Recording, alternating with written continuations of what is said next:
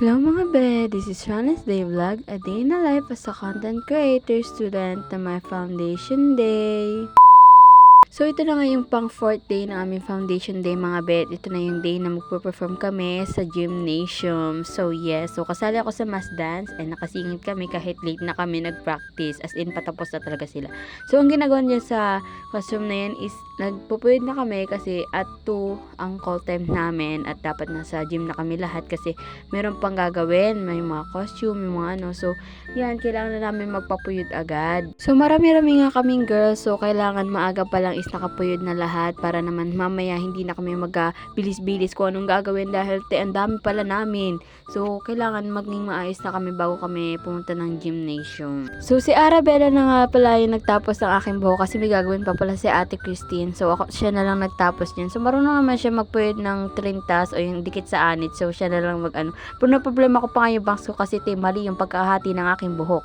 So hindi siya pantay. So hindi talaga ako nagkaroon ng bangs dyan. So talaga mukha akong itlog. So pinagpatuloy na nga lang niya ang aking pagtitirintas ng buhok ko kahit hindi talaga kasi wala ako ting bangs.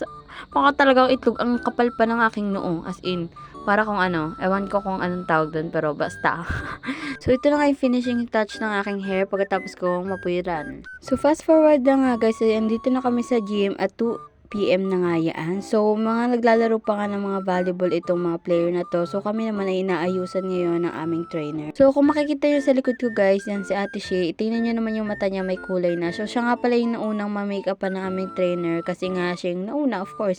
Tapos, sumunod na rin ako kasi yung iba ayaw pa nila magpa-makeup kasi nag-iisip pa sila kung ano nga talaga yung schedule nung sayaw mamaya. So, hindi nila alam kung mauna yung mass dance or yung modern dance.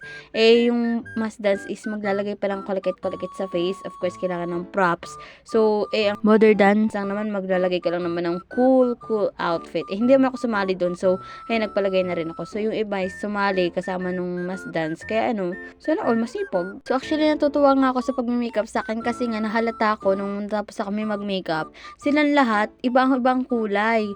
Kulay violet, kulay green. Tapos ako lang yung kulay blue. So, parang special ko nun. Para akong bida-bida nun na ako lang yung kulay blue talaga. Tapos yung pala, naubusan si Ate Ace ng kulay blue. So, kaya siguro hindi na nasundan yung iba na magkulay blue. So, nilagay na lang niya ay violet tsaka green. So, binago ko naman yung kulay na yun ng ng makeup ko kasi nung nagtagal, nawala-wala din siya. So, nilagyan ko siya ng green. Pinatungan ko siya ng green para naman matulad ako sa kanila. Mukha talaga akong bida-bida nun dahil ako lang yung naka-blue. Okay, marami ka na nakikwento. So, ito na nga pala yung finishing touch ng aking face. Yan yung makeup ko. So, di ba kulay blue siya? Di ba? So, tingnan nyo naman, binababa ko yung hair ko kasi talagang ang lapad ng noo ko. Mukha talaga akong itlog dyan. Tapos yung baba ng merong buhok-buhok. So, nilagyan ko na lang siya ng konti. So, akala ko nga doon na natatapos ang pagpipinta sa aking mukha. So, hindi pa. So, kailangan pala namin maglagay ng bilog-bilog, parang bubbles-bubbles. Kasi team water kami nun eh. So, kailangan maglagay ng bubbles-bubbles. So, yan, nagalitan pa ako. Kasi tumatawa ako, hindi tuloy ako maayusan ni Ate She. So, siya yung nag-ayos ng paint sa face ko. Kasi pagod na yung trainer namin, hindi na niya kaya talaga. So, kami na nagpatuloy. Kami na nga rin nag-makeup dun sa iba, guys. So, ito yung nag-makeup kami. Hindi na kita? Sure. Ayun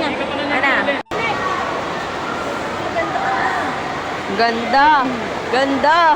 Ganda ni Arabella. Pag yan, kulang pa.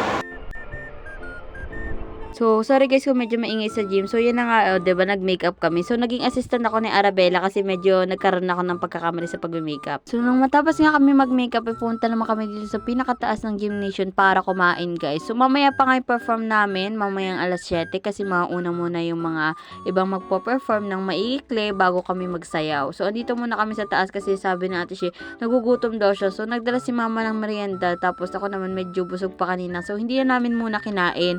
Pero sabi daw niya, inaantok daw siya. Tapos sabi ko, may dala ditong spaghetti si mama, kainin natin. So, kinain namin doon sa taas. So, hindi ko na ipapakita yung face ko, guys, kasi nga hindi ako makahanap ng maayos sa patungan ng cellphone ko. Kaya, andyan. Yan na lang muna si Ate Shea muna ang panoorin nyo. So, nang matapos nga kaming kumain, ayan, pumesto na siya at humiga para kating baboy. Charot. Pagkatapos kumain, natulog talaga. So, inaantok talaga siya niyan. So, kaya humiga muna siya. Ang balak lang sana niya humiga, pero inakit ko siya kumain ng spaghetti. So, yun, kumain muna kami ng spaghetti. So, another fast forward nga na naman. So, ayan nga, nagsuot na kami ng aming mga props. So, yan, naka-costume na si Ate Shay, nagising na siya. So, yan na nga, pinaghahanda na kami dahil malapit na kami mag-perform mamaya. So, pinag-ayos na kami, pinagbibigis, pinag-ano. So, yung damit ko na yun, dinobli ko lang yung costume ko. Kasi nga, ayoko yung ipakita kasi, ang ano niya, sikip niya. Charot, hindi. Sinabihan lang talaga kami ng aming trainer na wag muna namin ilabas yung costume namin. Pero yung iba inilabas talaga. Makukulit din talaga. Charot lang. So, yung iba naman talaga, nilabas na nila yung costume nila kasi yung kabilang, mga team, naglagay na sila ng costume nila. At kitang-kita naman namin. So, talagang lang ako, siguro mat lang talaga. Ayaw ipakita yung aking body. Cha. So, ayan na nga, nag-lip tint na nga kami. So, akala nga namin, yun na yung look namin. So, hindi na kami mag-lip tint. Tapos, bigla kami sabi na, magsuot na kayo ng lip tint nyo. So, of course, ayan, nag-lip tint na kami. Tapos, ang kapal pala nun, pero wala akong choice dahil wala naman akong panyong nadala. So, before nga kami mag-perform, so, ito na nga yung mga nagpo-perform na mga maliliit. So, yan nga pala yung mga speech choir. So, yan. So, yan yung aming team. Water yan, guys. So, isa lang boys, pero binigay namin ang lahat. So, sorry na kung medyo malikot yung aking camera kasi sigawan talaga kami ng sigawan kasi ang ganda-ganda talaga niya. So, hindi nga kami sumali dyan noon kasi nga, nagkaroon ng problem yung aking voice. So, yes, napaos po ako noon dahil sa sipon at ubo. So, hindi ako nakapasali dyan at out na talaga kami dyan. So, sila na lang yung mga pero hindi namin alam na magtatagumpayan nila yan kasi nga medyo kaunti kami noon, nag-uumpisa pa lang kami, pero I'm proud of them. Charot! So, yan. So, hindi pa nga natatapos yan. Pagkatapos ng speech choir is ito namang mga nakanta, solo, duet, vocal, ganon. So, may mga nagpo-perform pa talaga. So, after nga ng speech choir and singing, ito namang cha-cha ito. So, ito dito, partner. Ano tawag sa sayo na ito? Nakalimutan ko na, pero comment nyo na lang kung anong tawag dito, ganun. So, yan, yung mga nagpo-perform with partner. So, yung mga babaeng binabalibag, guys, yung talagang tatambling-tambling ka at mabilis ang paa mo dapat dyan. So, mag-start na nga pala kami dyan. So, hindi man namin halos nagalingan yung water, pero binigay namin yung best, or binigay nila yung best nila. So, proud to be Team Water and champion kami nga pala sa mass dance, guys.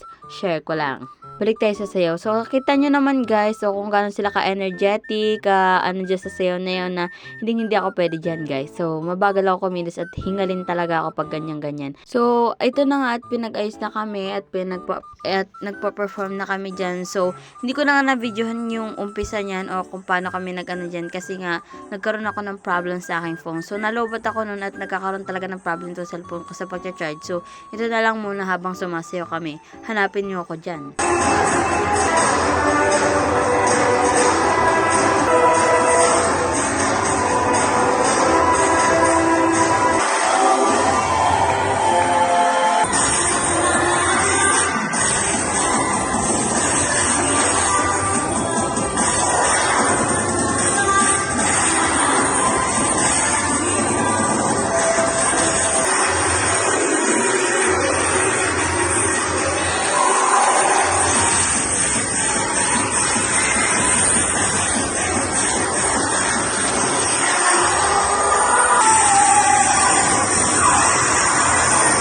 So, after nga namin mag-perform, ay umuwi na rin kami talaga kaagad kasi nga kung anong oras na at may gagawin, malaot pa si Papa. So, hindi kami pwedeng magtagal doon at manood pa ng mga modern dance. So, yun na nga yata yung last na magpo-perform pero hindi na kami nanood doon kasi kailangan na naming umuwi.